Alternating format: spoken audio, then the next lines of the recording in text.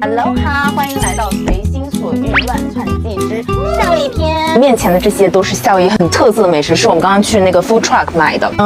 这个豪华饭是我最期待的，里面有肉眼牛排、龙虾尾和带子，它是那种铁板烤出来的 teppanyaki。夏威夷很特色的 poke bowl 就是波奇碗，大蒜黄油虾，我不知道是不是这么翻译啊。这个叫 blue burger， 然后那个老板实在是太热情了，我就不好意思不买。他说他是岛上第一。这还有个 garlic shrimp 的意面，先吃一个这个带子。鼓掌！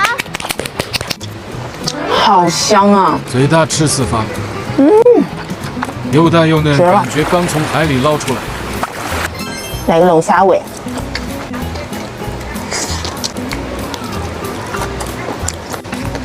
还是很鲜美。它点这个，这一口多少钱40多美金。配菜是我爱的西葫芦。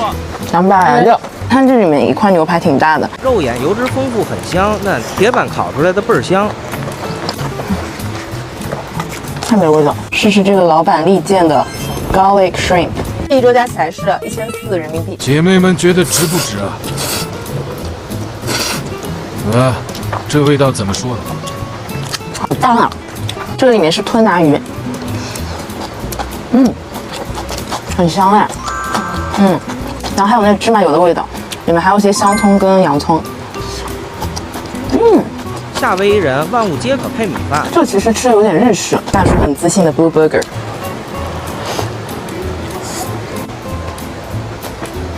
面包是他自己做的，这人活在自己的世界里。就可吃但没有经验。还是这个，我再给大叔一个机会。是有点活在自己的世界，好干啊！自制蒜蓉黄油虾串，7年前来吃过一次就念念不忘。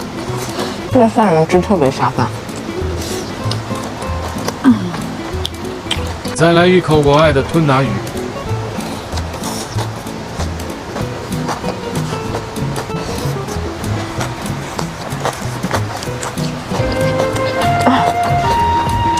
家人们，这块牛排真的巨大，留着我晚上继续吃。今天这期视频就先到这儿啦，我们要下楼欣赏酒店的美景和美酒，还有家人。就这样吧，我们下期见。好好生活，好好吃饭啊，拜拜。